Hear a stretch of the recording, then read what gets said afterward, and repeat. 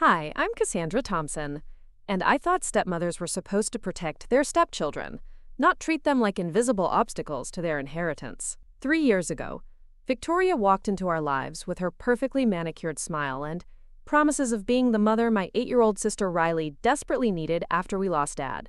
Before we jump back in, tell us where you're tuning in from, and if this story touches you, make sure you're subscribed, because tomorrow I've saved something extra special for you. Instead, she turned our home into a battlefield, where my little sister became collateral damage, and I became the enemy she needed to eliminate. But Victoria made one fatal mistake.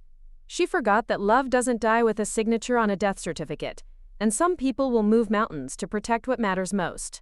When Riley's screams echoed from that garage, followed by the shriek of a circular saw, everything changed. Because sometimes, the very thing someone tries to steal from you becomes the weapon that destroys them. The late afternoon sun slanted through the tall windows of our colonial house on Elm Ridge Drive, casting long shadows across the hardwood floors that still gleamed from the housekeeper's morning work. March in Millbrook, Connecticut had that deceptive quality where the light promised warmth but the air still carried winter's bite, especially in the sprawling garage, where Dad's construction tools remained exactly as he'd left them 18 months ago. I stood in the kitchen, mechanically stirring a pot of tomato soup while watching Riley through the window as she played alone in the backyard, her small frame dwarfed by the elaborate swing set Dad had built for her 6th birthday. The house felt too quiet, the kind of silence that screams louder than any argument. Victoria had retreated to her bedroom after our latest confrontation, claiming a migraine that conveniently appeared whenever parenting responsibilities beckoned. These episodes had become more frequent since the lawyer's call last week, the one that had sent Victoria into a spiral of barely contained rage disguised as grief. The estate was finally being settled, and apparently, Dad's will contained some surprises that Victoria hadn't anticipated. I checked my phone for the 3rd time in 10 minutes. My shift at the veterinary clinic didn't start until 6. But I was already calculating how quickly I could get Riley fed and settled before I had to leave her alone with Victoria again. The arrangement was supposed to be temporary, just until I finished my veterinary technician certification and could afford a place big enough for both of us. Dad had promised me that before the cancer took him, whispering in those final days that Riley would always have me to count on. He just hadn't anticipated that Victoria would make keeping that promise feel like navigating a minefield. The front door slammed with enough force to rattle the windows, and Victoria's heels clicked across the foyer with that particular staccato rhythm that meant she was building towards something explosive. I heard her drop her purse on the console table, followed by the familiar sound of the liquor cabinet opening. It was barely 4 in the afternoon, but Victoria's relationship with wine had grown increasingly intimate since the lawyer's call. "Cassandra!" Her voice carried that honey-sweet tone that had fooled Dad completely but had never worked on me. "Could you come here for a moment, sweetheart?" I turned off the burner and wiped my hands on the dish towel, steeling myself for whatever performance Victoria had prepared. She stood in the living room, wine glass already half empty, her blonde hair perfectly styled despite her claims of a headache. At 42, Victoria was undeniably beautiful in that polished, real estate agent way that had initially caught Dad's attention at some charity fundraiser. She wore her grief-like designer clothing, expensive, well-tailored, and completely artificial. "I've been thinking about our conversation this morning," she began, settling gracefully onto the cream-colored sofa that no one was actually supposed to sit on. "About your living situation." I remained standing, keeping the coffee table between us like a barrier.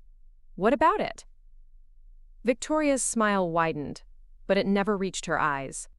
"Well, darling, you're 24 years old. Most people your age are out building their own lives, not living in their childhood bedrooms and playing house with their little sisters." The casual cruelty in her voice made my stomach clench, but I kept my expression neutral. Victoria fed on emotional reactions like a vampire feeds on blood, and I'd learned early not to give her the satisfaction. Riley needs stability. Dad wanted. "Your father wanted a lot of things," Victoria interrupted, her voice developing that sharp edge that meant we were approaching dangerous territory. "But David isn't here anymore, is he? I am, and I think it's time we all started adjusting to our new reality." Through the window, I could see Riley had abandoned the swing set and was now crouched near the garden shed, probably hunting for interesting rocks to add to her collection.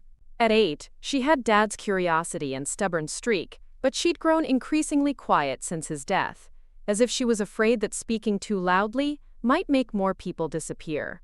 "What exactly are you suggesting?" I asked, though I had a sinking feeling I already knew.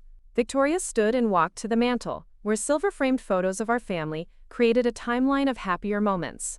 She picked up one of Dad and Riley at last year's father-daughter dance, studying it with the detached interest of someone examining a museum exhibit. "I'm suggesting that you spread your wings," she said, setting the photo down with deliberate care. "There's a lovely apartment complex downtown that caters to young professionals, very affordable. Very appropriate for someone in your position." The words hung in the air like poison gas. Victoria wasn't suggesting anything. She was issuing an ultimatum wrapped in maternal concern. I'd seen the same technique deployed against Dad whenever he questioned her decisions about Riley's schooling or discipline. Victoria never demanded directly. She simply created situations where compliance felt like the only reasonable option. "And Riley?" I managed to ask, though my throat felt like sandpaper. Victoria's laugh was light, musical, completely devoid of warmth. "Riley is my stepdaughter, Cassandra. I'm perfectly capable of caring for one small child. After all, I won't have the distraction of worrying about your adjustments to independent living." The implication was crystal clear. Victoria saw me as competition for Riley's affection, and more importantly, as an obstacle to her complete control over the household Dad had left behind. With me gone, there would be no one to witness Victoria's version of motherhood, no one to question her decisions or challenge her authority. I thought about the times I'd come home from work to find Riley still in her school clothes at 8 o'clock, homework undone, surviving on whatever snacks she could reach in the pantry. Victoria's idea of dinner preparation usually involved takeout menus and wine pairings. But whenever I tried to address these concerns, Victoria would launch into elaborate explanations about fostering independence and not coddling children. "I need to think about it," I said finally. Victoria's smile sharpened. "Of course, darling, take all the time you need. Just remember that Riley's well-being should be everyone's priority, don't you think?" The threat was subtle, but unmistakable. Victoria was reminding me that she held all the legal cards. As Dad's widow and Riley's legal guardian, she could make my life impossibly difficult if I chose to fight her. She could restrict my access to Riley, claim I was being disruptive or inappropriate. She could even move away entirely, taking Riley somewhere I couldn't follow. I nodded stiffly and retreated to the kitchen, my hands shaking as I ladled soup into Riley's favorite bowl, the one with the cartoon cats that Dad had bought during a weekend trip to the shore. Outside, Riley had discovered something fascinating near the garage, her small figure barely visible in the growing dusk. My phone buzzed with a text from Natalie, my best friend since high school. "Coffee tomorrow? You sound stressed lately." I stared at the message, debating how much I could safely share. Natalie knew about Victoria's coldness toward Riley, but she didn't understand the full scope of the psychological warfare that had become our daily reality. How could I explain that Victoria was systematically isolating Riley while maintaining the perfect facade of a grieving stepmother doing her best in difficult circumstances? The sound of the garage door opening made me freeze. Victoria never went into the garage. She claimed the smell of motor oil and sawdust triggered her allergies. But I could hear her voice drifting across the yard, calling Riley's name with false sweetness. "Riley, sweetheart, what are you doing out here? It's getting dark." I moved to the window, straining to see them. Riley's voice was too soft to carry, but I could see her pointing towards something inside the garage. Victoria's posture changed, becoming more animated, almost excited. "How interesting." Victoria's voice carried clearly now. "You know, your daddy had so many wonderful tools in here. Would you like to see them?" Every instinct in my body screamed danger. Victoria had never shown the slightest interest in Dad's workshop, dismissing it as David's man cave whenever he tried to share his latest project with her. She had even suggested selling all the equipment to make room for a yoga studio, a comment that had caused Dad to go silent for the rest of the evening. I grabbed my jacket and headed for the back door, but Victoria's voice stopped me cold. "Cassandra is always so worried about safety," she was saying, her tone dripping with mock concern. "But I think she forgets that you're a big girl now, aren't you, Riley? Big enough to learn about grown-up things. The casual dismissal of my concerns as overprotectiveness was a favorite tactic of Victoria's. Whenever I tried to establish reasonable boundaries or safety rules, Victoria would frame them as evidence of my controlling nature, making Riley feel like I didn't trust her to be mature. I opened the back door and stepped onto the deck, the cold air hitting my face like a slap. "Riley, what are you two up to?" Victoria emerged from the garage, one hand resting protectively on Riley's shoulder in a gesture that looked nurturing to anyone who didn't know better. But I could see the tightness around Victoria's eyes, the subtle annoyance at my interruption. "We're just exploring," Victoria said smoothly. Riley was curious about David's workshop, and I thought it might be nice for her to feel connected to her father's memory. Riley looked up at me with wide eyes, clearly caught between excitement and uncertainty. "Cass, did you know Daddy had a saw that can cut through anything? Victoria says I'm old enough to learn how to use it." The blood drained from my face. Dad's circular saw was one of the most dangerous tools in his collection, powerful enough to cut through hardwood in seconds. He'd been religious about workshop safety. Preparing and narrating this story took us a lot of time, so if you are enjoying it, subscribe to our channel. It means a lot to us. Now back to the story. Never allowing Riley near the power tools without full supervision and safety equipment. "Maybe we should start with something smaller," I suggested carefully, trying not to sound as panicked as I felt. "Dad always said—" "David said a lot of things," Victoria interrupted, her voice developing that sharp edge again. "But he's not here to make these decisions anymore, is he?"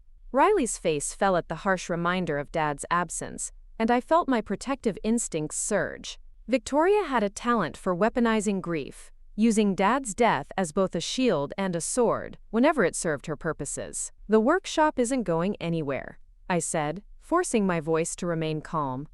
"We can explore it properly tomorrow when we have better light."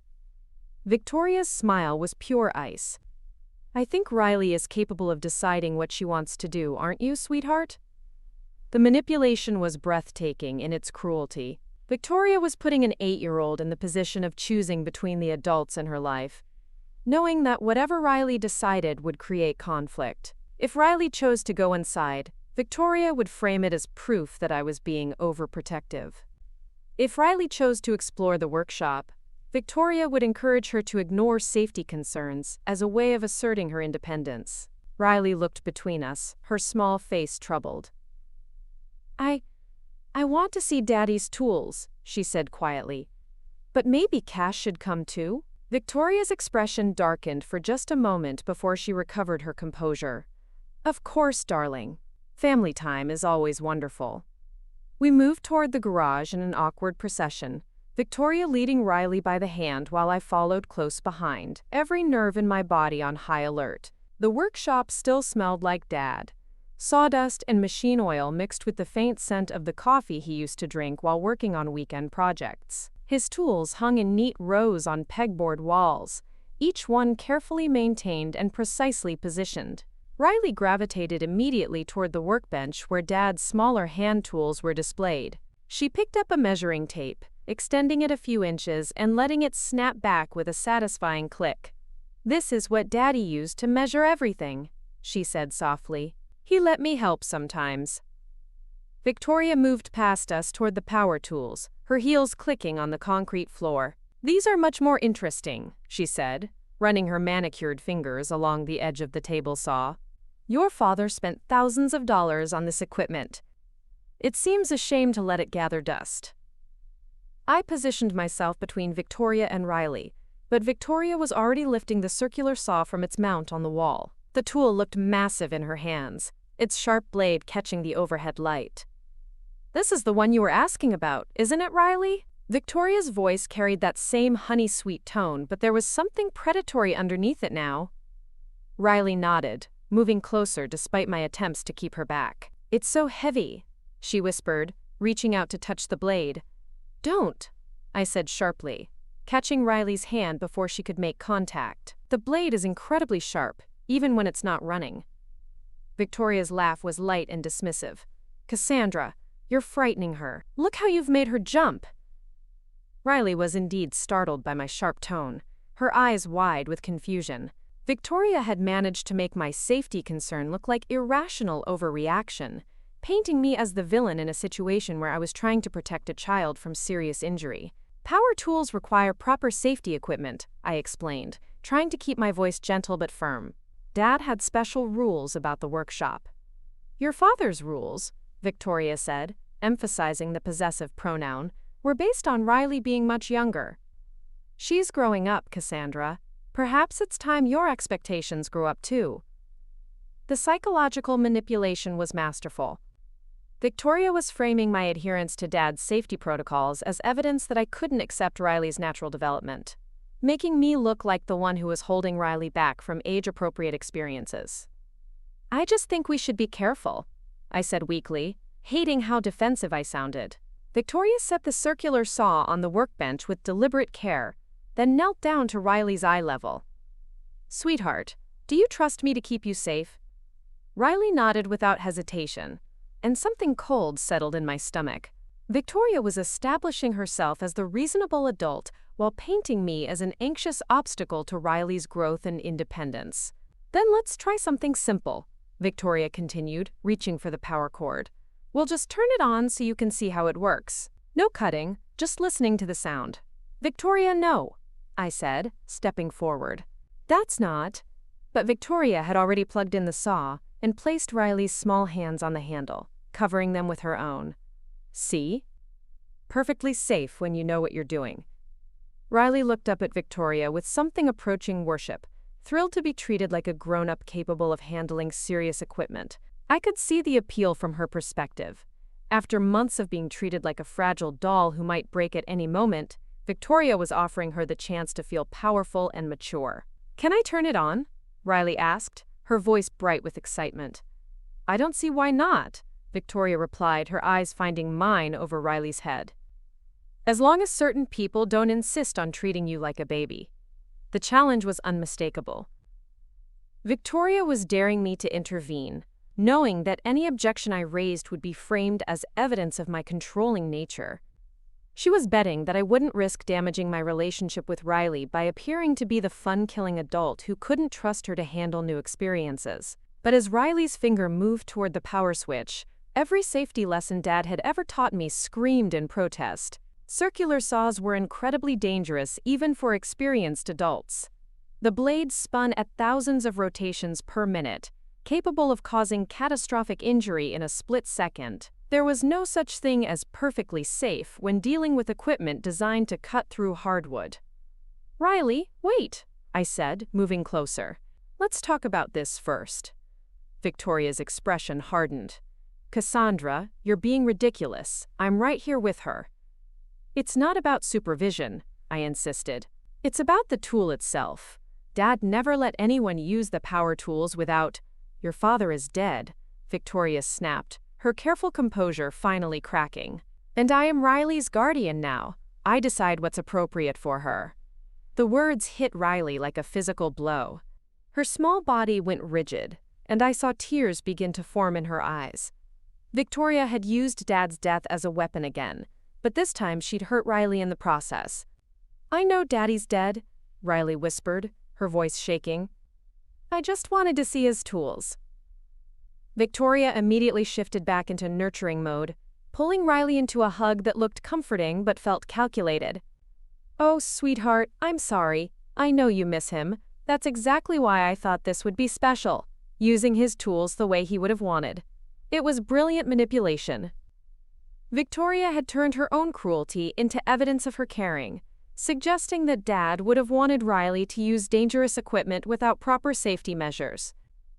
She was rewriting Dad's memory to suit her own agenda, and Riley was too young to understand the difference. My phone buzzed with an incoming call, and I glanced down to see Dr. Green's name on the screen. I'd been waiting for her call about Riley's upcoming physical exam, but the timing couldn't have been worse. I need to take this, I said reluctantly. It's Riley's doctor. Victoria's smile was triumphant. Of course, darling. Riley and I will just continue getting acquainted with the workshop. I stepped outside to take the call, but I could still hear Victoria's voice through the open garage door, sweet and encouraging, as she guided Riley through an exploration of equipment that could seriously injure or kill her. Dr. Green was asking about Riley's sleep patterns and appetite, routine questions that felt surreal against the backdrop of what was happening in the garage. "I'm sorry, Dr. Green," I said, cutting into her explanation of vaccination schedules. "I need to call you back." But as I hung up and turned back toward the garage, I heard the unmistakable whir of a power tool starting up, followed immediately by Riley's delighted laugh and Victoria's encouraging voice. "See? I told you that you were old enough." I ran toward the garage, my heart hammering against my ribs, but I was already too late. Victoria had allowed an 8-year-old child to activate a piece of equipment that professional contractors treated with extreme caution.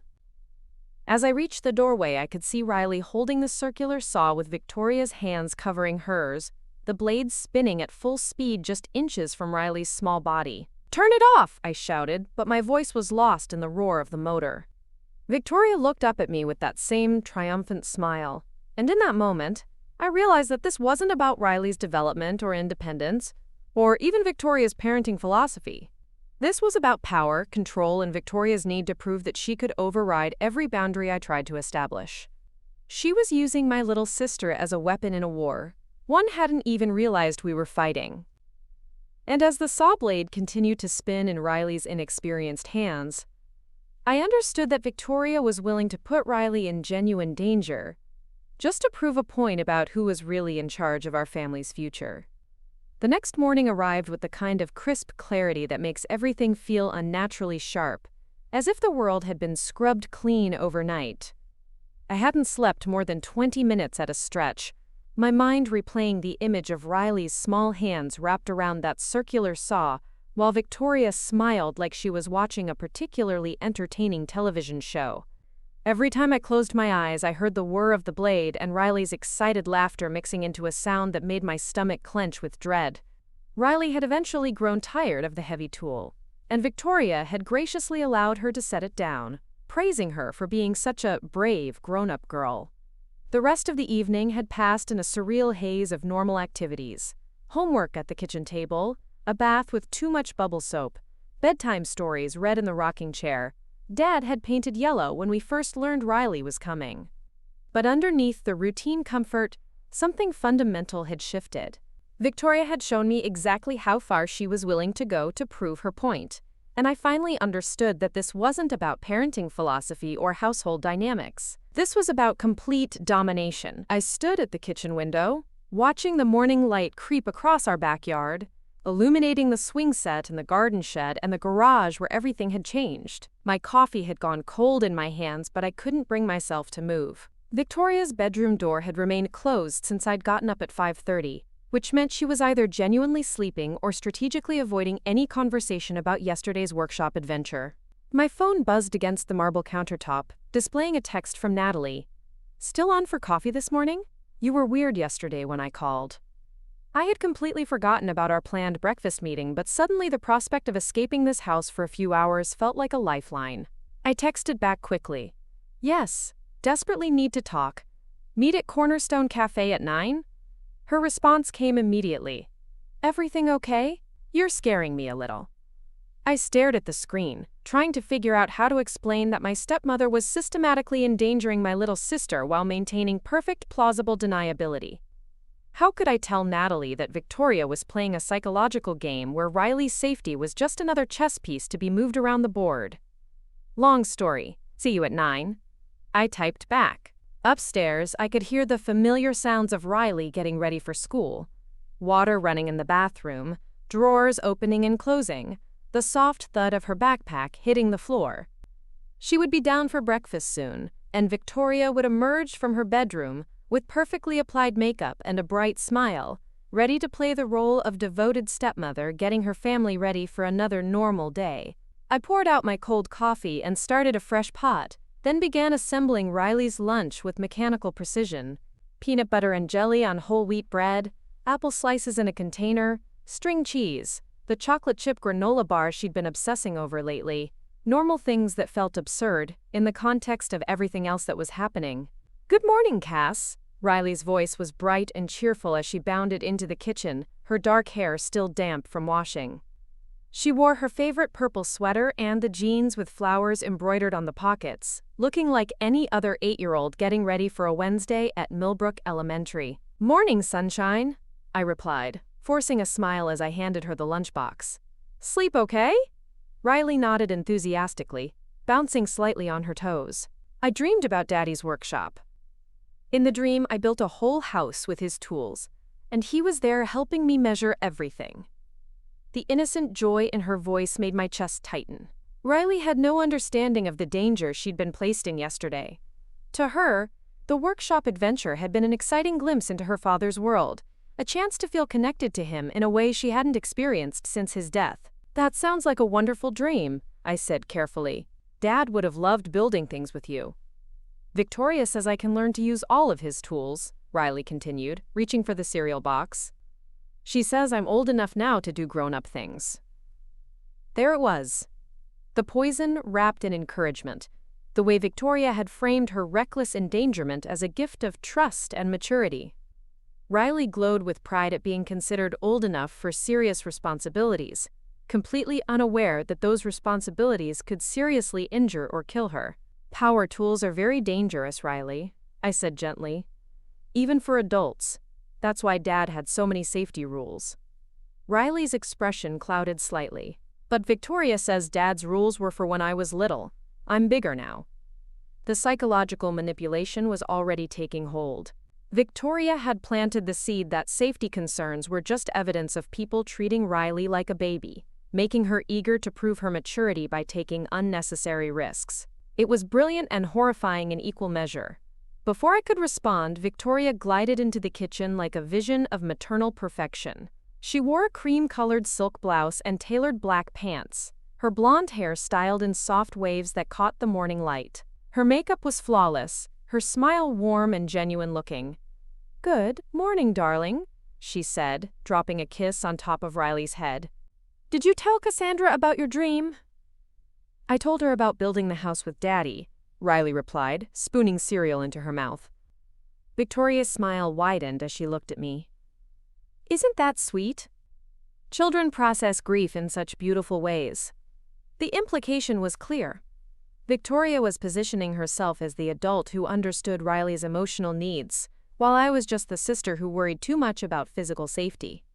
She was creating a false choice between emotional healing and practical caution, making me look like the person who would deny Riley's connection to her father's memory. "I should get going," I said, glancing at the clock. "I'm meeting Natalie for coffee before my shift." Victoria's expression didn't change, but something flickered behind her eyes. "How lovely! Give her my regards." As I gathered my keys and jacket, I heard Victoria begin to discuss the day's plans with Riley. Something about stopping by the craft store after school to pick up supplies for a project. Her voice was light and animated, full of the kind of enthusiasm that made children feel special and chosen. I kissed Riley goodbye, inhaling the familiar scent of her shampoo and trying not to think about how small and fragile she felt in my arms. "Have a good day at school, okay? I'll see you tonight." "Love you, Cass," she said, squeezing me tightly. "Love you too, sunshine." Victoria watched this exchange with that same bright smile, but I could feel the calculation behind it. She was studying the dynamic between Riley and me, looking for weaknesses she could exploit or boundaries she could cross. 20 minutes later, I sat across from Natalie in our usual corner booth at Cornerstone Cafe, cradling a mug of coffee that was still too hot to drink properly. The cafe buzzed with the familiar morning energy of commuters grabbing caffeine before work and retirees settling in for their daily social hour. Normally, I found the atmosphere comforting, but today everything felt slightly unreal, as if I was watching my life through a filter that made ordinary things look threatening. Natalie studied my face with the focused attention of someone who had known me since we were 14 and could read my moods better than I could myself. She was a social worker at the County Family Services office, which meant she'd seen enough dysfunction to recognize the signs of a family in crisis. "Okay," she said without preamble. "What's Victoria done now?" I almost laughed at how quickly she'd cut to the heart of the matter. Natalie had never liked Victoria, claiming from the beginning that something felt off about the way she interacted with Riley. She'd been the first person to point out that Victoria's displays of maternal affection always seemed to have an audience, and that her concern for Riley's well-being evaporated the moment no one was watching. "She let Riley use Dad's circular saw yesterday," I said quietly, glancing around to make sure no one could overhear us. Natalie's coffee mug stopped halfway to her lips. "She what?" "They were in the garage, supposedly so Riley could feel connected to Dad's memory." Victoria pulled the saw off the wall, plugged it in, and let Riley turn it on. "Jesus Christ, Cass!" Natalie set down her mug with enough force to slosh coffee onto the saucer. "That's not parenting experimentation. That's child endangerment." Hearing someone else name it so clearly sent a wave of relief through me. For weeks, I'd been second-guessing myself, wondering if I was overreacting to Victoria's parenting choices, or letting my own grief cloud my judgment. But Natalie's immediate, visceral reaction confirmed what my instincts had been screaming. She made it sound so reasonable, I continued, like I was being overprotective by worrying about safety protocols. She kept talking about how Riley was old enough to learn about grown-up things. Natalie leaned forward, her expression serious. "Cass, I need you to listen to me very carefully. What you're describing isn't about parenting philosophy or age-appropriate activities. This is about someone systematically breaking down a child's natural safety instincts while positioning herself as the adult who really understands what that child needs." "What do you mean?" "It's a classic manipulation tactic. Victoria is teaching Riley to associate risk-taking with maturity and trust. Every time Riley successfully does something dangerous, she gets praised for being brave and grown-up. Meanwhile, anyone who expresses safety concerns gets framed as treating her like a baby." The explanation hit me like a punch to the stomach. So Riley starts to believe that people who worry about her safety don't respect her intelligence. Exactly. And eventually, she stops trusting her own instincts about danger because she's been taught that those instincts are just childish fears she should overcome. I thought about Riley's excitement when Victoria had praised her for being brave enough to handle the circular saw, the way she'd glowed with pride at being considered mature enough for serious tools. Victoria wasn't just putting Riley in immediate physical danger. She was conditioning her to seek out dangerous situations as a way of proving her worth. Why would she do that? I asked, though I suspected I already knew the answer. Natalie's expression darkened. Because children who don't trust their own safety instincts are much easier to control. They're more likely to go along with things that feel wrong because they've been taught that feeling wrong is just immaturity. The implications made me feel sick. Victoria wasn't just playing power games with me. She was systematically undermining Riley's ability to protect herself, creating a dynamic where Riley would be grateful for attention that put her at risk. "There's something else," I said slowly. "The lawyer called last week about Dad's estate. Victoria's been acting strange ever since." Natalie raised an eyebrow. "Strange how?" "More aggressive about wanting me to move out, more insistent that she can handle Riley on her own. Like she's trying to eliminate witnesses before something happens." What did the lawyer want? I realized I didn't actually know. Victoria had taken the call in her bedroom, and when she emerged an hour later, she'd been pale and shaky, claiming the conversation had been about tedious paperwork and tax implications. But her behavior had shifted dramatically after that call, becoming more territorial about Riley and more hostile toward me. "I'm not sure," I admitted. "Victoria didn't share details. But she's been drinking more since then, and she keeps making comments about how it's time for me to start my own life." Natalie was quiet for a long moment, stirring her coffee with the kind of focused intensity that meant she was processing information at professional speed. As a social worker, she'd developed an ability to spot patterns that weren't immediately obvious to people without training. "Cass," she said finally, "I think you need to consider the possibility that Victoria sees you as a threat to something bigger than just her authority in the household." "What do you mean?" "If your father's estate is being settled, there might be provisions for Riley that Victoria doesn't want you to know about. Life insurance policies, trust funds, guardian designations, anything that could affect her legal or financial control over Riley's future." The possibility had never occurred to me, but it made a horrible kind of sense.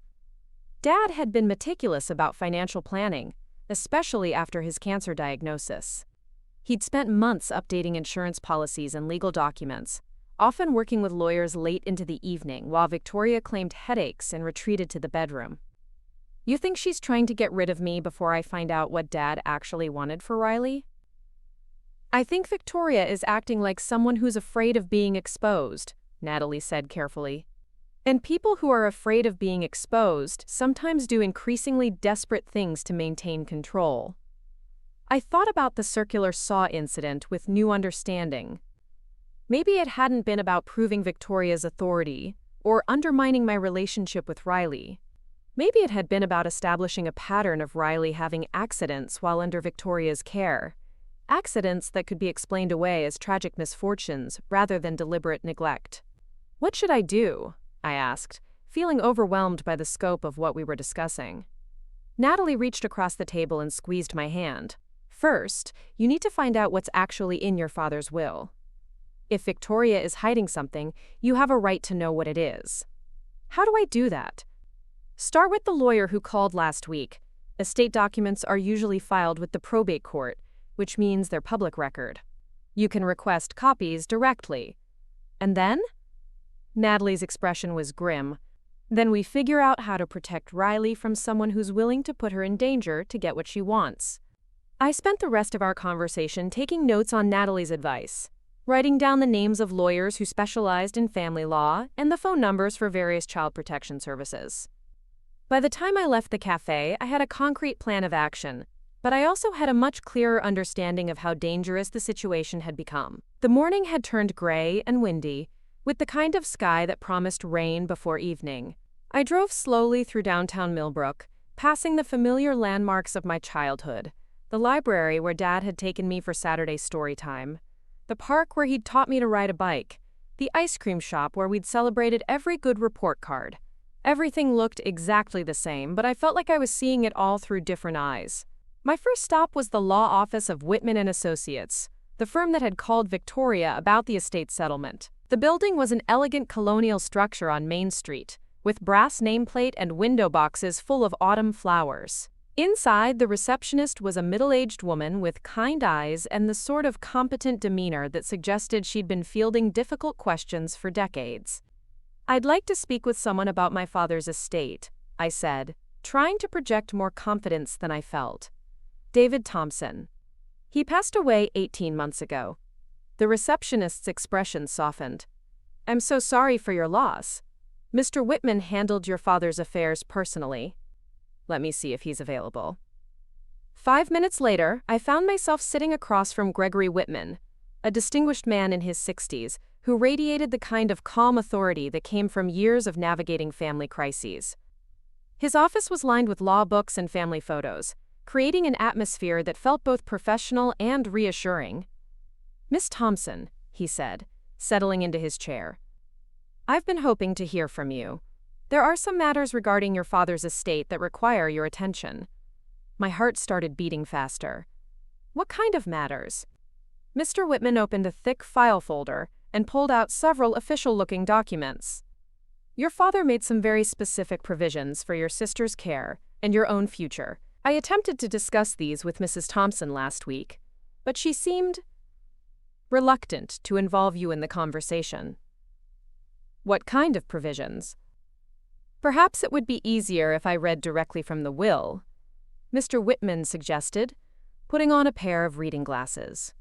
"In the event of my death, I name my daughter Cassandra Thompson as primary guardian for my minor daughter Riley Thompson. I further establish a trust fund of $2.8 million for Riley's education, healthcare, and general welfare to be administered by Cassandra Thompson until Riley reaches the age of 25. The words hit me like a physical blow. I sat there staring at Mr. Whitman, trying to process what he'd just told me. Dad had named me as Riley's guardian, not Victoria, and there was nearly $3 million involved. "I don't understand," I managed to say. "Victoria is Riley's legal guardian. She's been making all the decisions since Dad died." Mr. Whitman's expression grew troubled. "Mrs. Thompson presented herself as Riley's guardian when she contacted our office after your father's death. We assumed she was acting with your knowledge and consent, given that you're named as the primary beneficiary and guardian in the will." I never knew any of this existed, I said weakly. That's highly irregular, Mr. Whitman said, frowning at the documents. Your father was very specific about wanting you involved in all decisions regarding Riley's future. He even included a provision stating that if you were unable to serve as guardian, Riley should be placed with your Aunt Margaret, rather than remaining with Mrs. Thompson. The room felt like it was spinning. Victoria had been acting as Riley's guardian for 18 months, without any legal authority to do so. She'd been making medical decisions, educational choices, and daily care determinations based on a lie. And she'd been hiding the existence of nearly $3 million that was supposed to be used for Riley's benefit. What does this mean legally? I asked. Mr. Whitman leaned back in his chair, his expression serious. It means that Mrs. Thompson has been operating under false pretenses. You have the legal right to assume guardianship of Riley immediately, and you have control over the trust fund that was established for her care. Can Victoria challenge this? She can try, but your father's will is very clear and properly executed. Unless there's evidence that you're unfit to serve as guardian, or that you've abandoned your responsibilities, the courts will honor your father's wishes. I thought about Victoria's increasingly desperate attempts to get me to move out, her willingness to put Riley in danger, her aggressive insistence that she was the one in charge of our family's future. She'd known all along that she had no legal right to the authority she was claiming. There's something else, Mr. Whitman continued. Your father also left specific instructions about Riley's exposure to dangerous activities. He was quite concerned that Mrs. Thompson might not share his commitment to child safety. What kind of instructions? Mr. Whitman consulted another document. He specifically prohibited any unsupervised access to power tools, weapons, or other potentially dangerous equipment until Riley reaches the age of 16 and completes appropriate safety training. The irony was devastating. Victoria had been violating Dad's explicit wishes while claiming to honor his memory. She'd been systematically exposing Riley to exactly the kinds of dangers Dad had been most worried about. Mr. Whitman, I said slowly, if Victoria has been making decisions without legal authority, and if she's been violating specific provisions in Dad's will, what are my options? His expression was grave. You can file for immediate emergency guardianship based on the existing will. Given the circumstances you've described, and the fact that Mrs. Thompson has been operating without legal standing, I believe the courts would act very quickly. How quickly? If we file the paperwork today, you could have temporary custody by the end of the week.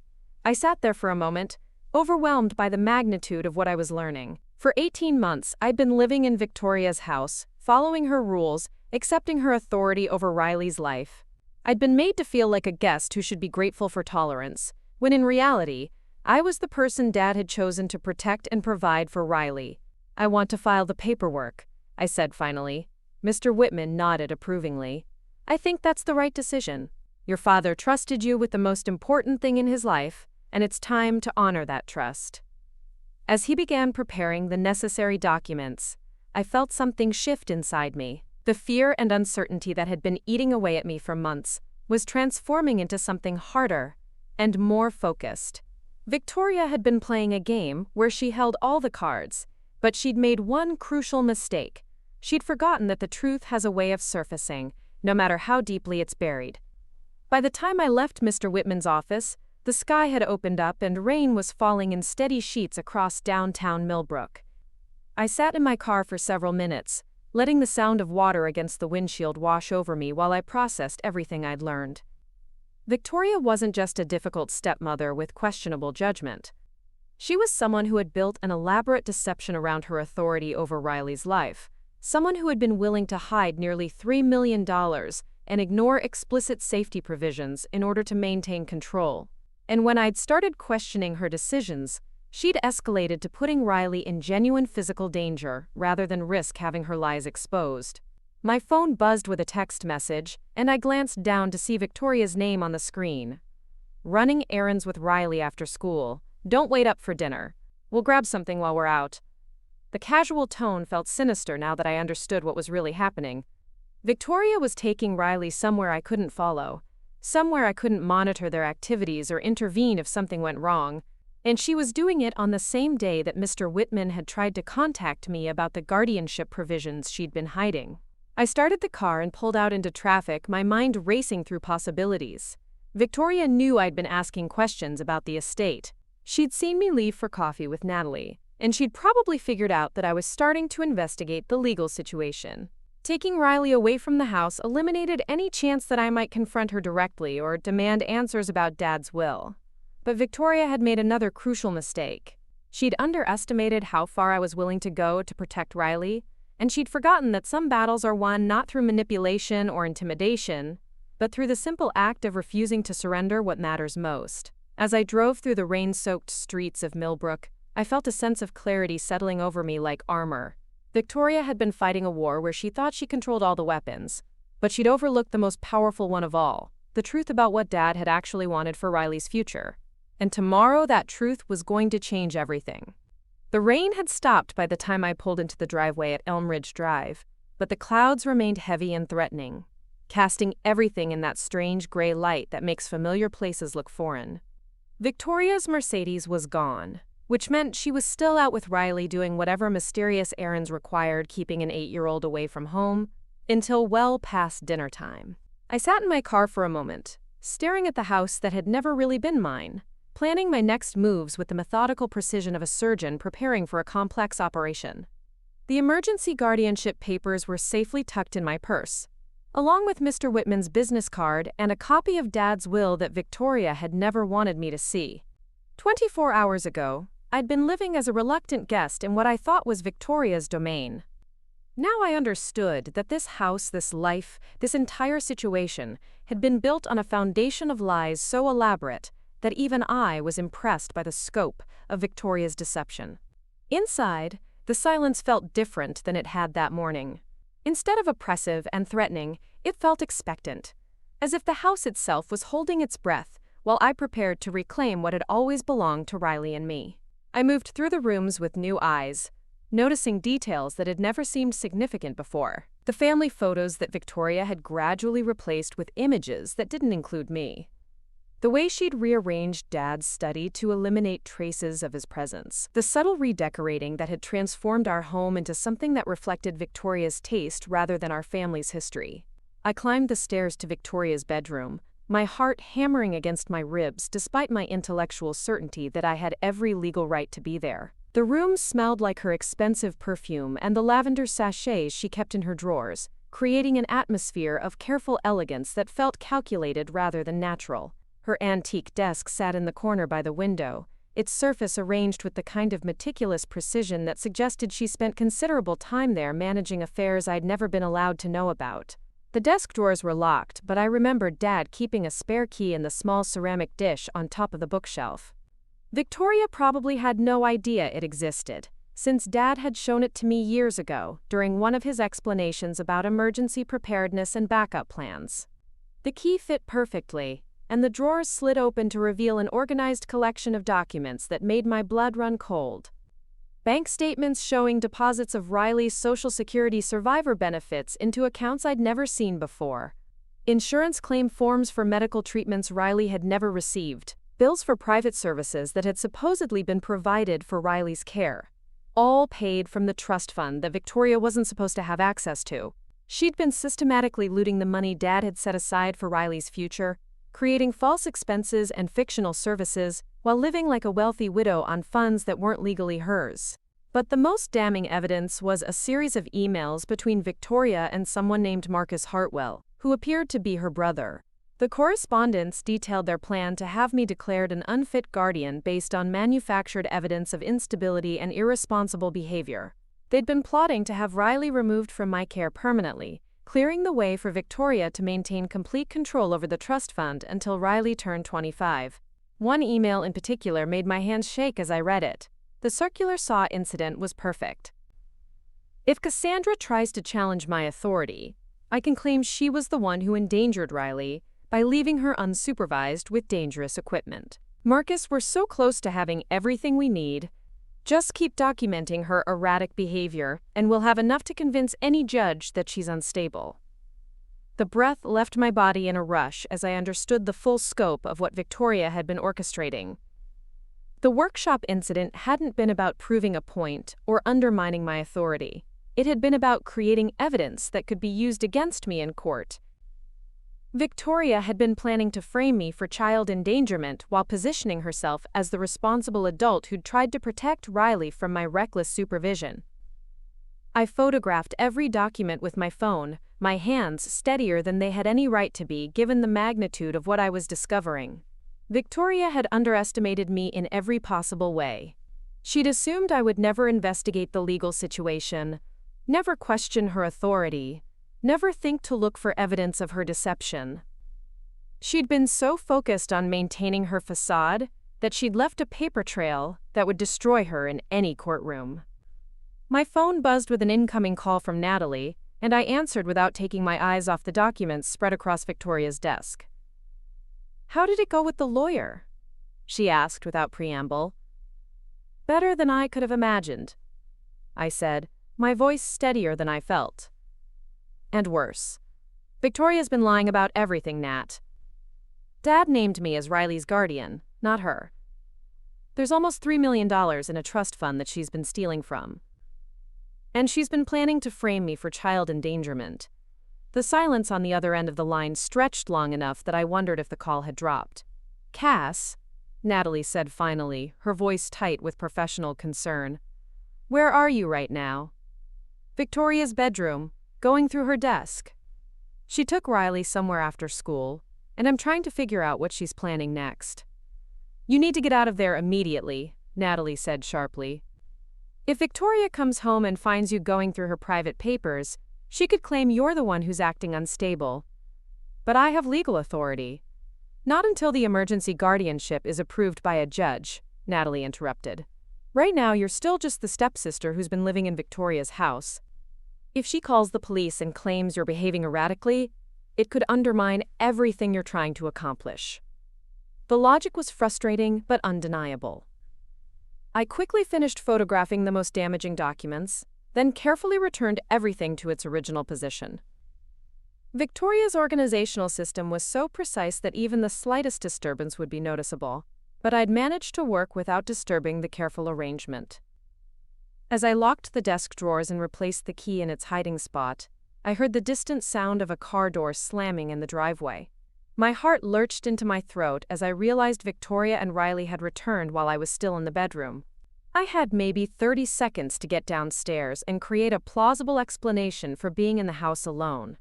I grabbed my jacket from the chair where I'd left it and hurried toward the stairs, trying to look like someone who'd just arrived home rather than someone who'd been conducting covert surveillance. By the time the front door opened, I was in the kitchen, pulling ingredients from the refrigerator with the casual efficiency of someone planning to cook dinner. "Cass!" Riley's voice was bright with excitement as she burst into the kitchen, her cheeks flushed from the cold air. We went to the toy store, and Victoria bought me a whole craft set for making jewelry. "That sounds wonderful," I said, forcing a smile as Victoria appeared in the doorway behind Riley. "Did you have fun?" Victoria's expression was carefully neutral, but I could see her taking in details. My jacket draped over the counter, the ingredients scattered across the workspace, my slightly breathless demeanor. She was assessing whether anything seemed out of place, whether I'd done anything during their absence that might threaten her carefully constructed narrative. "We had a lovely afternoon," Victoria said smoothly, setting down several shopping bags. "I thought it was important for Riley to have some special time away from all the household tension that's been building lately." The comment was perfectly crafted to sound like maternal concern, while actually planting the idea that I was the source of instability in Riley's life. It was the kind of subtle manipulation that Victoria excelled at, creating impressions without making direct accusations, building a case through implication rather than evidence.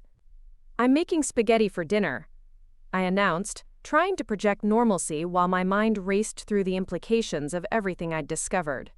"Riley, why don't you wash your hands and tell me about your day?" As Riley chattered happily about her afternoon adventure, I watched Victoria move through the kitchen with that same calculated grace she brought to everything. She opened a bottle of wine with practiced efficiency, poured herself a generous glass, and settled at the breakfast bar like a queen holding court in her domain. "Cassandra," she said after Riley had finished her enthusiastic recounting of the toy store visit. "I've been thinking about our conversation yesterday, about your living situation." Here it comes, I thought, stirring the pasta sauce with mechanical precision. Victoria was going to accelerate her timeline for getting me out of the house, probably because she sensed that I was becoming more suspicious of her authority. "I've spoken with several real estate agents about apartment options for young professionals," Victoria continued, her voice warm with false concern. "There are some lovely places downtown that would be perfect for someone starting their independent life." Riley looked up from her craft supplies with sudden alarm. "Cass is moving away?" "Not far, sweetheart," Victoria said quickly, reaching over to smooth Riley's hair with a gesture that looked affectionate but felt possessive. "Just to her own place, like grown-ups do. You'll still see her plenty." The lie came so easily that I almost admired Victoria's skill at manipulation.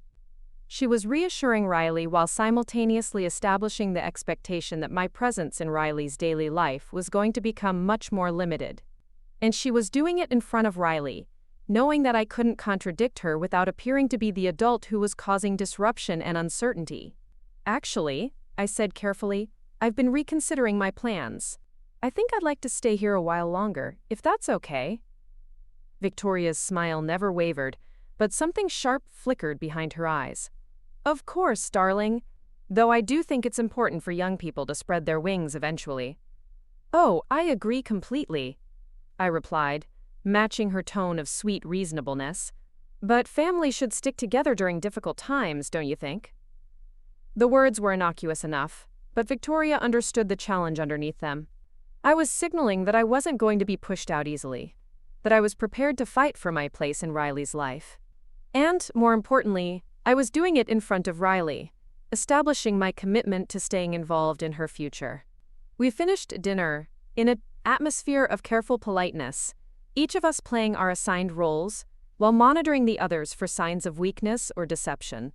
Riley remained obliviously happy, delighted to have both of her favorite adults focused on her well-being. She had no idea that she was sitting at the center of a war that would determine the entire trajectory of her future. After Riley went upstairs to get ready for bed, Victoria and I found ourselves alone in the kitchen for the first time since I'd learned the truth about Dad's will. The silence stretched between us like a taut wire, both of us waiting for the other to make the first move in what we both knew was going to be the final phase of our conflict. "She's such a resilient child," Victoria said finally, refilling her wine glass. "It's amazing how well she's adapted to all the changes in her life." "Riley's stronger than people give her credit for," I agreed, beginning to load the dishwasher. "Dad always said she could handle more responsibility than most kids her age." Victoria's laugh was light and musical, but it didn't reach her eyes. David had such specific ideas about child rearing. Sometimes I wonder if he was a bit overprotective.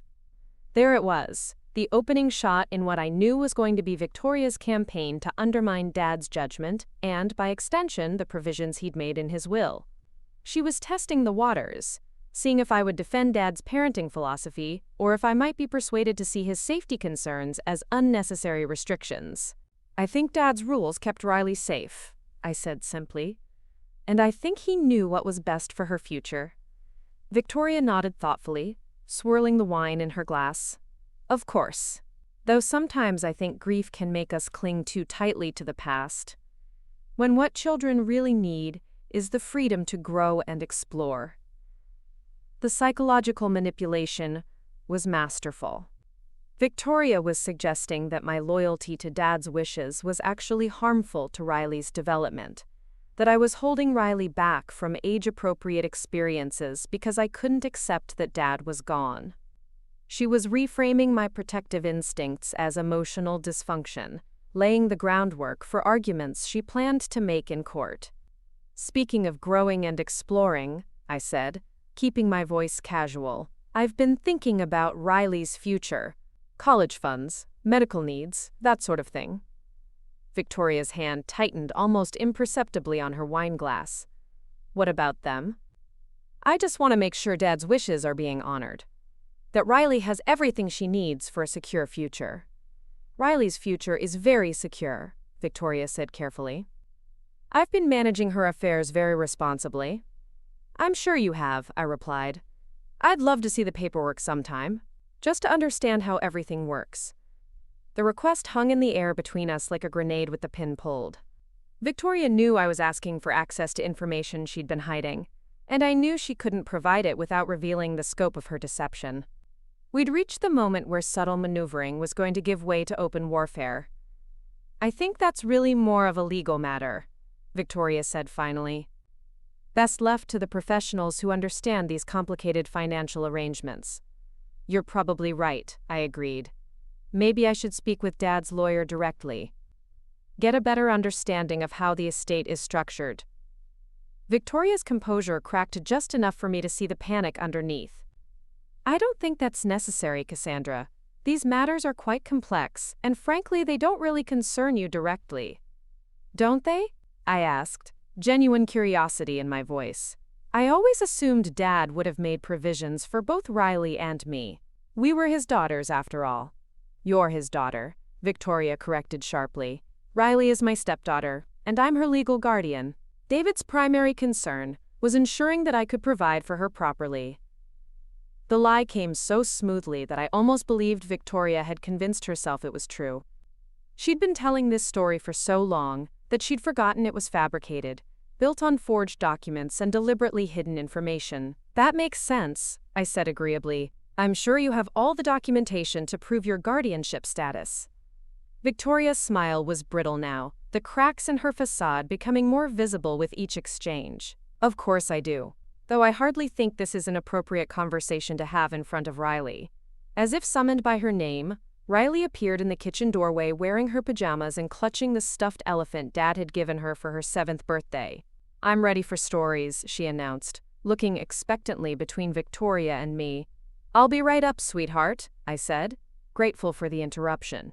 The tension in the kitchen had been building to a breaking point, and I needed time to process everything I'd learned and plan my next moves. Victoria watched me follow Riley upstairs, and I could feel the weight of her scrutiny like a physical presence. She knew something had changed, that I was asking questions I'd never asked before and challenging assumptions I'd previously accepted without question.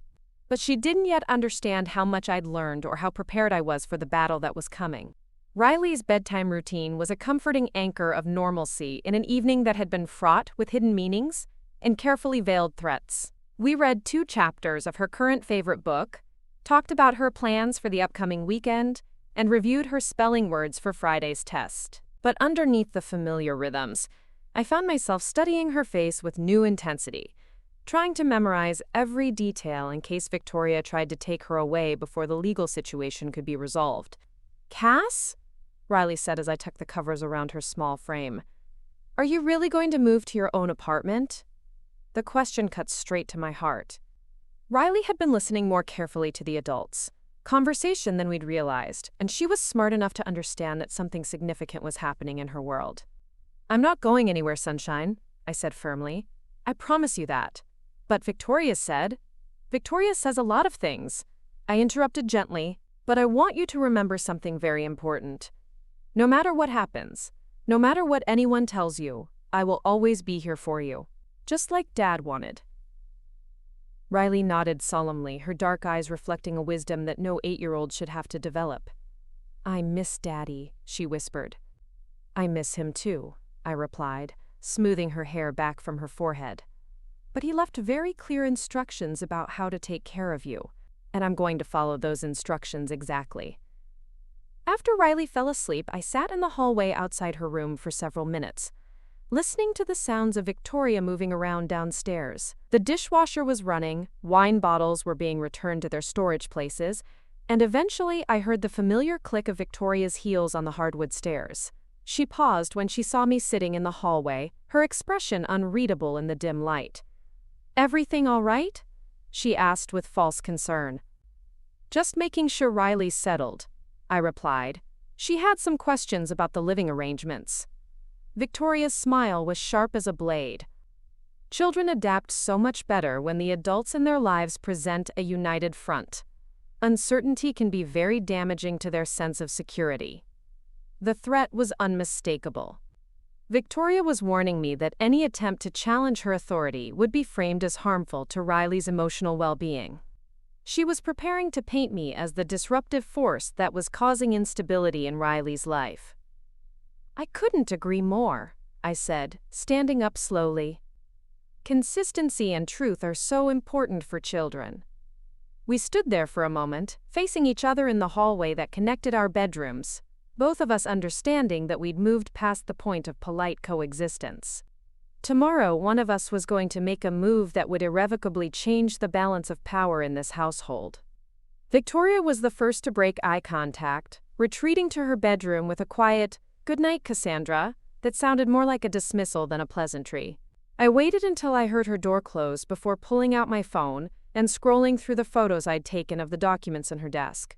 The evidence was overwhelming. Years of financial fraud, systematic theft from Riley's trust fund, and a deliberate conspiracy to have me declared unfit as a guardian. Victoria had been living a lie so comprehensive that it required constant maintenance and increasingly desperate measures to protect. But Victoria had made one crucial error in her calculations. She'd assumed that I would continue to accept her authority without question, that I would remain passive and compliant even as she escalated her control over Riley's life. She'd underestimated the depth of my commitment to honoring Dad's wishes and protecting Riley's future. I opened a new text message to Mr. Whitman. "Need to move forward with emergency guardianship immediately. Have discovered extensive financial fraud and evidence of conspiracy. Can we file first thing tomorrow morning?" His response came within minutes. "Yes. Bring all documentation you've gathered. We'll request an emergency hearing for Friday afternoon." Friday was 2 days away. 2 days to maintain the pretense of normalcy while building an airtight case against Victoria's fraudulent guardianship. 2 days to protect Riley from someone who was willing to put her in physical danger to maintain control over millions of dollars that didn't belong to her. I spent the rest of the evening organizing the evidence I'd collected, creating a timeline of Victoria's deception, and cross-referencing her fraudulent expenses with the legitimate provisions Dad had made for Riley's care. By midnight, I had a portfolio that would demolish Victoria's credibility in any legal proceeding. But as I finally turned off the lights and tried to sleep, I couldn't shake the feeling that Victoria was planning something more dramatic than legal maneuvering. She'd invested too much in her deception to let it crumble without a fight, and she'd already proven that she was willing to endanger Riley to protect her own interests. Tomorrow, I was going to stop playing defense and start actively dismantling the elaborate fiction Victoria had built around her authority. And if she tried to escalate the situation, she was going to discover that underestimating someone's willingness to protect what they love most is a mistake that destroys everything you think you've secured. The house settled into silence around me, but I lay awake planning for a war that Victoria didn't yet realize she'd already lost. Thursday morning arrived with unseasonable warmth, the kind of spring day that makes Connecticut feel almost southern in its lush green promise. I woke before dawn, my internal clock disrupted by the adrenaline that had been coursing through my system since discovering the extent of Victoria's deception. Through my bedroom window, I could see the first hints of sunrise painting the sky in soft pastels, and somewhere in the distance, a neighbor's dog was barking with the persistence of an alarm clock. Victoria's Mercedes was already gone from the driveway, which struck me as unusual since she rarely left the house before 9 unless she had a specific appointment. I checked my phone and found a text message sent at 5:47, taking Riley to early breakfast before school. Thought you could use the extra sleep after your late night. The message felt loaded with subtext. Victoria knew I'd been awake late, which meant she'd been monitoring my movements more carefully than I'd realized. The breakfast excuse was plausible enough, but taking Riley out of the house early suggested Victoria was trying to control their interactions and limit my access to my sister during what she probably suspected would be a crucial day. I showered and dressed with mechanical efficiency, my mind already focused on the meeting with Mr. Whitman in 2 hours. The emergency guardianship petition had to be perfect, leaving no room for Victoria to challenge the process or claim that I was acting precipitously. Every piece of evidence needed to be organized, every argument bulletproof, every legal requirement satisfied beyond question. My phone rang as I was gathering the documents I'd photographed from Victoria's desk, and I was surprised to see my Aunt Margaret's name on the display. She lived in Portland, Oregon, and we rarely spoke except during holidays or family emergencies. Cassandra, thank God, she said without preamble, her voice tight with anxiety. I've been trying to reach you since yesterday. Victoria called me with some very disturbing information about your behavior. The words hit me like cold water. Victoria was already mobilizing her defenses, reaching out to family members to establish her narrative before I could present the truth. It was a brilliant preemptive strike, designed to isolate me from potential supporters and create the impression that multiple people were concerned about my stability. What did she tell you? I asked, sinking into the kitchen chair. She said you've been acting erratically since David's estate was settled, making wild accusations, going through her private papers, talking about taking Riley away from the only stable home she's known since your father's death. The story was perfectly crafted to sound reasonable, while painting me as someone whose grief had evolved into dangerous delusions. Victoria had probably called every member of our extended family with variations of the same theme, building a chorus of concern that would undermine my credibility if the case went to court. Aunt Margaret, I said carefully, has Victoria ever shown you any legal documentation proving that she's Riley's guardian? What do you mean? Of course she's Riley's guardian. She's been caring for her since David died. But have you seen the actual legal papers? The guardianship decree? The will provisions, anything official? There was a long pause on the other end of the line. Well, no, but why would I need to see those things? Victoria is David's widow, and she's been doing a wonderful job with Riley. I need to tell you something important, I said. Dad named me as Riley's legal guardian in his will. Victoria has been acting without any legal authority for the past 18 months. The silence stretched so long that I wondered if the call had dropped. When Aunt Margaret finally spoke, her voice was shaky with confusion. That's impossible, Cassandra. Victoria would never lie about something so serious. I have copies of Dad's will, I continued, and I have evidence that Victoria has been stealing money from Riley's trust fund. She's not the person you think she is. This is exactly what she warned me about, Aunt Margaret said, her voice growing firmer. She said your grief was making you paranoid and delusional. Honey, you need professional help. The conversation continued for another 10 minutes, but it became clear that Victoria had done her work too well. Aunt Margaret was convinced that I was having some kind of emotional breakdown, and nothing I said would penetrate the narrative Victoria had carefully constructed. By the time I hung up, I felt sick with the realization that Victoria had been planning this campaign for weeks, maybe months. My phone immediately rang again, this time showing my cousin Derek's number from Chicago. Then my Uncle Paul from Florida. One by one, members of our extended family called to express their concern about my mental health, and to strongly suggest that I needed to step back from the situation with Riley before I caused any more disruption. Victoria had weaponized my own family against me, turning people who had known me my entire life into unwitting allies in her deception. It was psychological warfare at its most sophisticated, designed to isolate me completely and make me question my own sanity. If I hadn't seen the documentary evidence of her fraud, I might have started believing her version of events myself. By 8:30, I was sitting in Mr. Whitman's office again, feeling like a refugee seeking asylum from a war one hadn't known I was fighting. He listened patiently as I explained Victoria's preemptive strike against my credibility, occasionally making notes on a yellow legal pad. This is actually quite helpful, he said when I finished. Victoria's behavior demonstrates consciousness of guilt. If she truly had legitimate authority over Riley, she wouldn't need to mount such an elaborate campaign to discredit you. But what if the judge believes her version of events? Mr. Whitman smiled grimly. Cassandra, I've been practicing family law for 37 years. I've seen every variation of custody manipulation you can imagine. The evidence you've gathered is overwhelming, and Victoria's desperate attempts to undermine you actually strengthen our case. He spread the documents across his conference table like a prosecutor preparing for trial.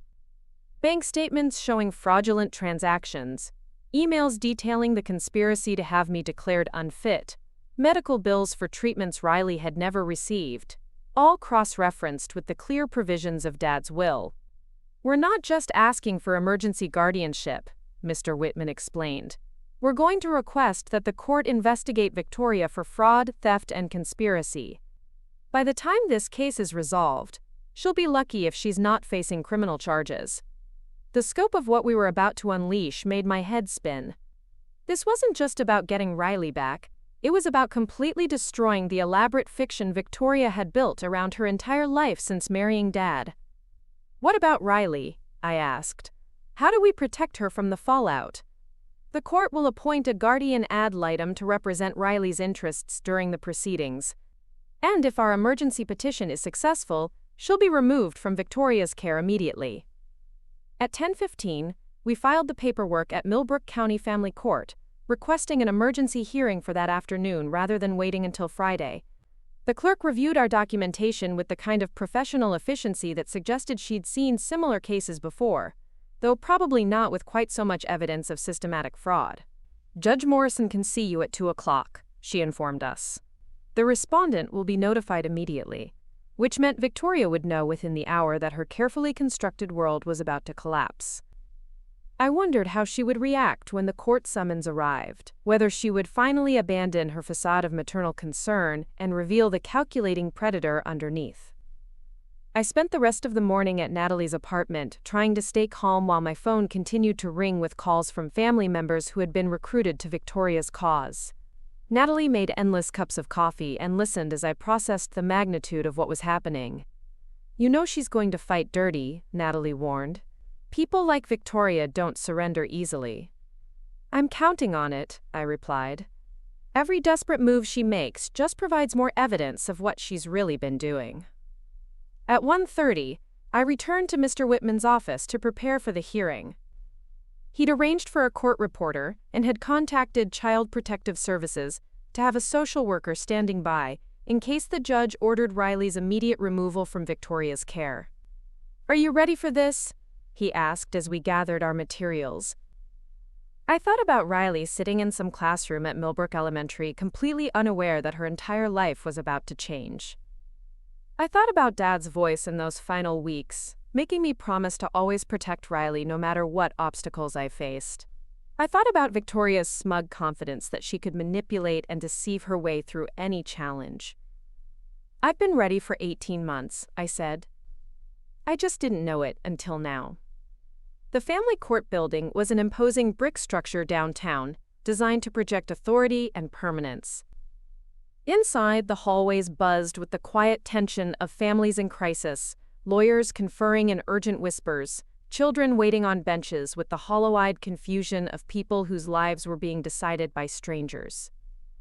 Victoria arrived with her own attorney, a sharp-featured woman in an expensive suit who radiated the kind of aggressive competence that money could buy.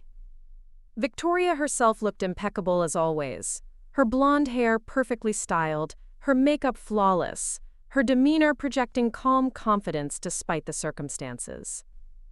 But I could see the cracks in her composure if I looked closely enough, the way her hand trembled slightly as she signed papers, the tightness around her eyes that makeup couldn't completely conceal, the forced quality of her smile when she greeted her lawyer's associates. We were called into Judge Morrison's courtroom at exactly 2 o'clock. The judge was a woman in her 60s with silver hair and the kind of measured presence that suggested she'd seen every possible variation of family dysfunction during her career. Mr. Whitman presented our case methodically, laying out the evidence of Victoria's fraudulent guardianship and systematic theft from Riley's trust fund. He entered copies of Dad's will, the bank statements, the emails between Victoria and her brother, and the documentation of medical treatments that had never actually been provided. Victoria's attorney tried to argue that the evidence had been obtained illegally through unauthorized searches of private property. But Judge Morrison quickly dismissed that objection, since Victoria had no legal standing to claim privacy rights in a house that belonged to Riley's estate. Then Victoria took the stand to defend herself, and I watched her deploy every weapon in her psychological arsenal. She spoke tearfully about the challenges of caring for a grieving child while managing her own loss. She described me as someone whose inability to accept her father's death had evolved into increasingly erratic behavior. She painted herself as a devoted stepmother, trying to protect Riley from an unstable sister who refused to accept reality. It was a masterful performance, delivered with just the right balance of vulnerability and strength. If I hadn't known the truth, I might have been swayed by her apparent sincerity and maternal devotion. But Judge Morrison was asking pointed questions about the financial discrepancies, and Victoria's answers became increasingly vague and contradictory. When confronted with evidence of treatments that Riley had supposedly received but had no memory of, Victoria claimed that the trauma of her father's death had affected Riley's ability to remember medical appointments. Quote, "Mrs. Thompson. Judge Morrison said finally, 'Do you have any documentation proving that you were legally appointed as Riley's guardian following your husband's death?' Victoria's pause lasted just a fraction too long. I believed that my status as David's widow automatically granted me guardianship rights. That belief was incorrect, the judge replied dryly. Guardianship rights don't transfer automatically to stepparents, regardless of marital status. The hearing continued for another hour, with Victoria's attorney making increasingly desperate arguments about my supposed unfitness and Victoria's demonstrated commitment to Riley's welfare. But the documentary evidence was overwhelming, and Victoria's inability to explain the financial irregularities had fatally undermined her credibility. When Judge Morrison announced her decision, her voice carried the weight of absolute authority. Based on the evidence presented, I find that Victoria Thompson has been acting without legal authority as Riley Thompson's guardian. I hereby grant emergency guardianship to Cassandra Thompson, effective immediately. Furthermore, I'm ordering a full investigation into the financial management of Riley Thompson's trust fund, and I'm referring this matter to the District Attorney's Office for possible criminal prosecution. The gavel came down with a sound like thunder, and I felt something fundamental shift in my chest. After 18 months of living under Victoria's authority, accepting her rules and her version of reality, I was finally free to protect Riley the way Dad had always intended. Victoria's face went white as the implications sank in. Her attorney was already whispering urgently in her ear, probably explaining that she was now facing potential criminal charges that could result in years in prison. Riley Thompson will be released to her guardian's custody immediately, Judge Morrison continued. Mrs. Victoria Thompson is ordered to have no contact with the child pending the outcome of the criminal investigation. As we filed out of the courtroom, Victoria caught my arm with surprising strength. Her composed mask had finally slipped, revealing the desperate predator that had been hiding underneath all along. "You have no idea what you've done," she hissed, her voice barely above a whisper. "That little girl needs stability, not some confused sister who can't even manage her own life. Riley needs someone who loves her more than money," I replied, gently but firmly removing her hand from my arm. "That was never you." Victoria's laugh was bitter and sharp. "Love doesn't pay for private schools or college tuition or medical emergencies. I was securing her future." "You were stealing her future," I corrected. "And now you're going to pay for every penny you took." An hour later, I stood outside Millbrook Elementary School, waiting for Riley's teacher to bring her to the main office. I had no idea how to explain what had happened, how to tell an 8-year-old that the woman she'd been living with had never had the right to make decisions about her life. When Riley appeared in the doorway, her small face lit up with surprise and delight at seeing me in the middle of a school day. "Cass, did you come to eat lunch with me?" "Something like that," I said, kneeling down to her level. "How would you feel about coming home with me today? Instead of Victoria." Riley considered this carefully, her dark eyes serious in the way that reminded me so much of Dad. "Will you read me extra stories tonight?" she asked finally. "As many as you want," I promised. As we walked to my car together, Riley's small hands secure in mine, I felt the weight of responsibility settling around my shoulders like a familiar coat. This was what Dad had wanted. Not just legal guardianship, but the knowledge that Riley would always have someone who put her needs above everything else. Behind us, I could see Victoria's Mercedes still parked in the courthouse lot, and I wondered what she was telling her lawyer about her options for appeal. But for the first time in 18 months, I wasn't afraid of Victoria's next move. The truth had a momentum of its own now, and all of Victoria's manipulation couldn't stop what we'd set in motion. Riley was safe. Riley was mine to protect, and Victoria's reign of deception was finally over.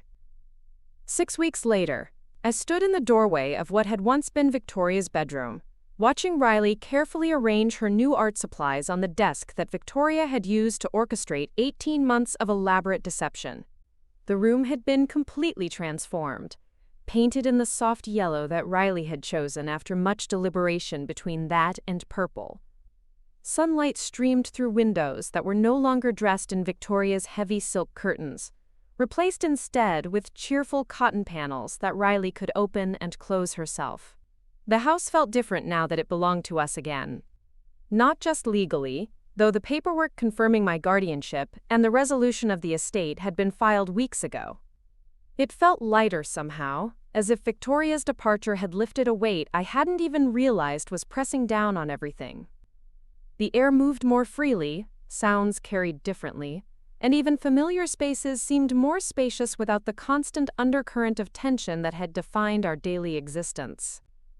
Riley hummed softly as she organized her colored pencils by hue, a habit she'd developed since moving into the larger bedroom.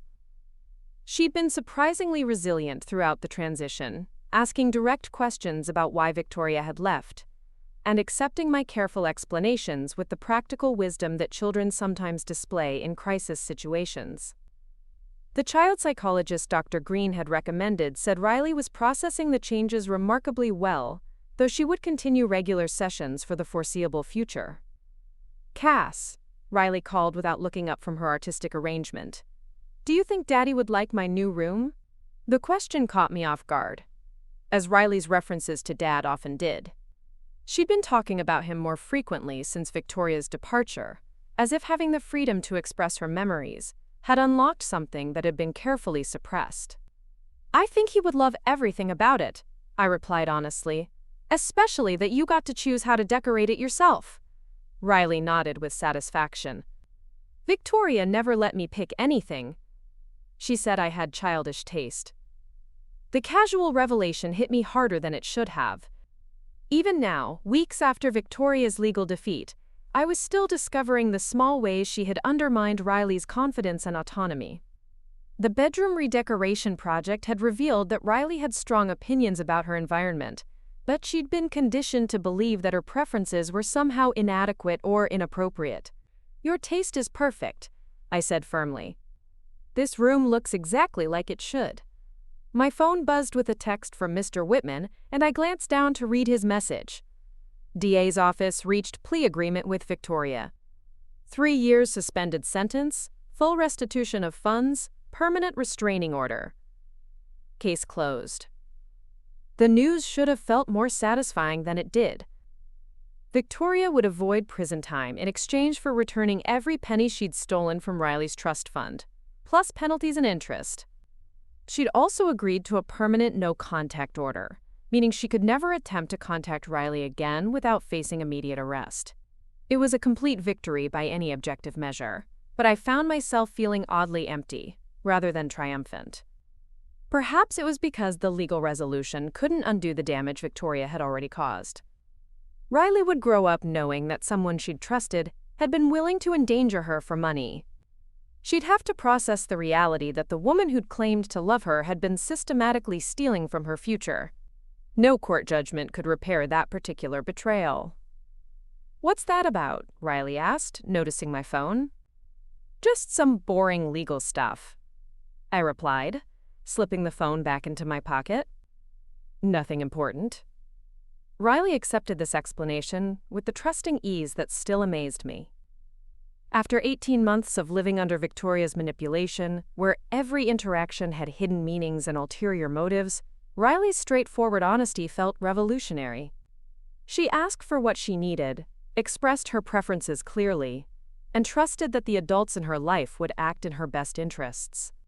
We spent the afternoon assembling a bookshelf for Riley's growing collection of novels, a project that would have been impossible during Victoria's tenure.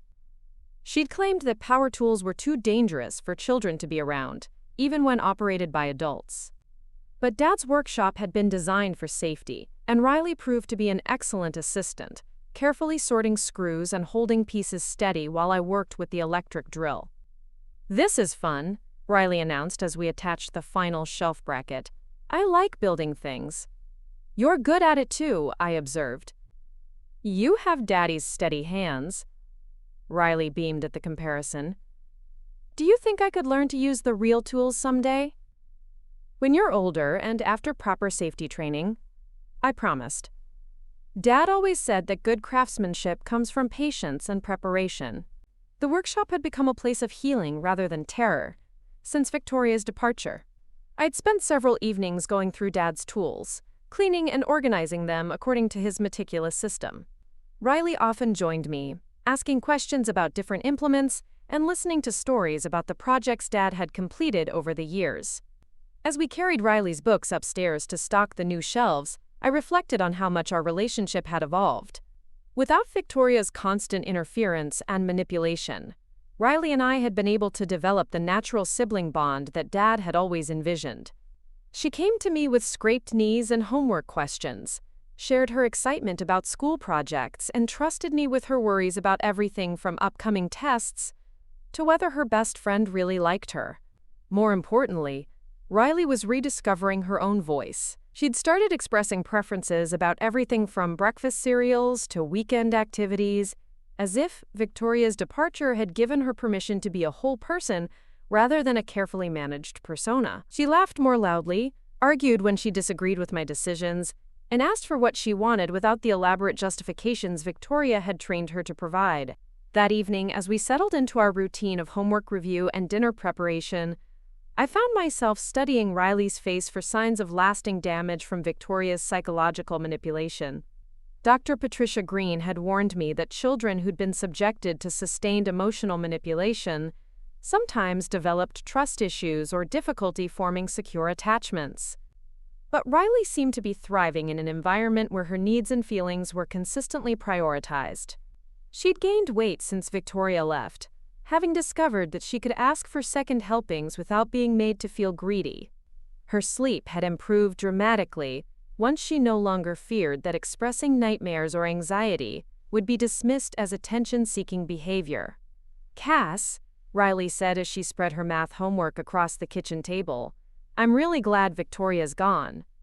The blunt statement surprised me with its directness.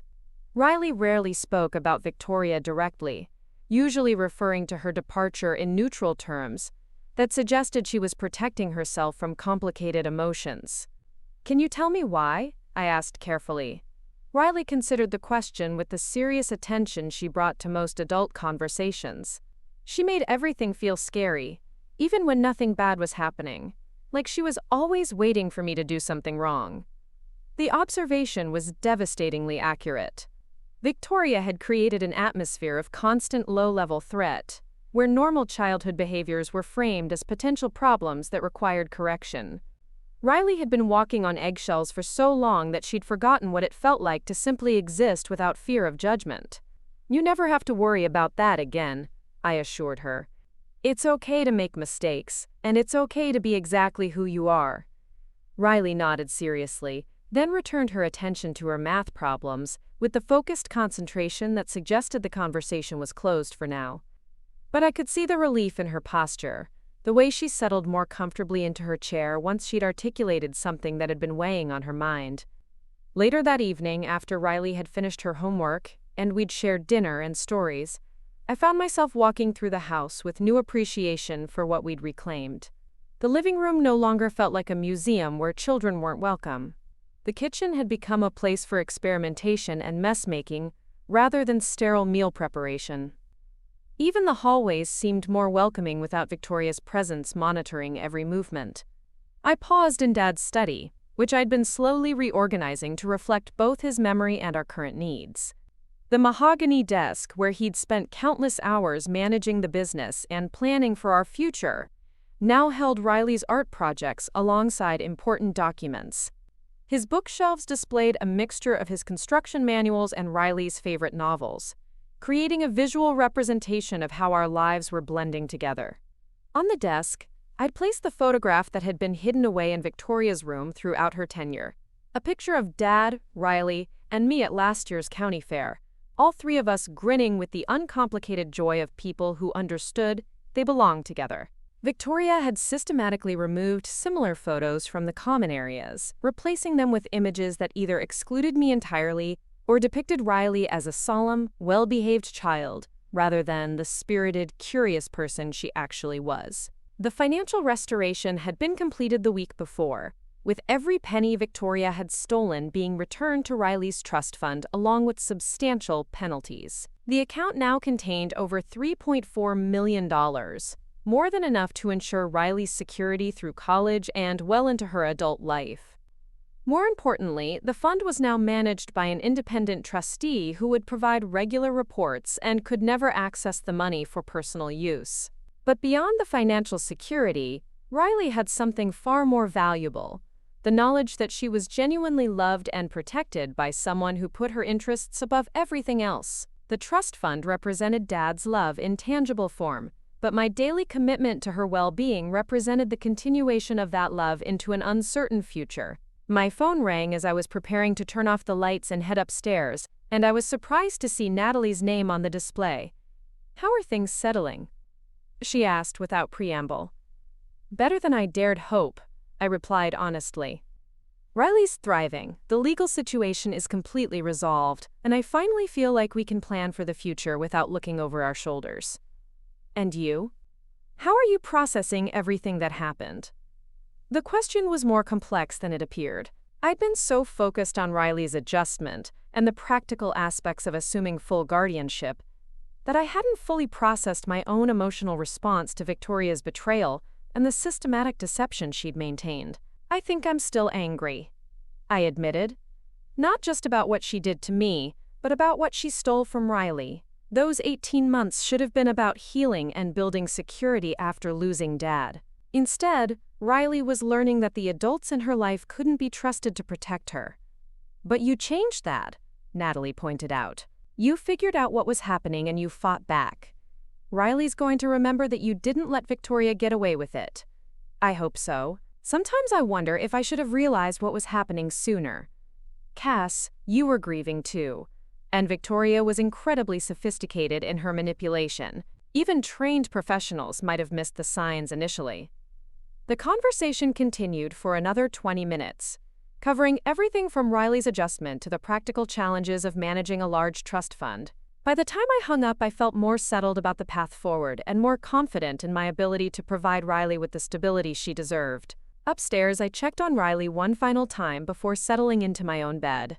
She was sleeping peacefully, her dark hair spread across the pillow and one arm wrapped around the stuffed elephant Dad had given her. The nightmares that had plagued her during Victoria's tenure had largely disappeared, replaced by the deep, restful sleep of a child who felt truly secure. As I turned off her bedroom light, I thought about the future that stretched ahead of us. Riley would finish elementary school, navigate the challenges of adolescence, probably attend college using funds that Victoria had tried to steal. She'd build friendships and pursue interests, and make mistakes and celebrate victories, all while knowing that she had someone in her corner who would always prioritize her well-being.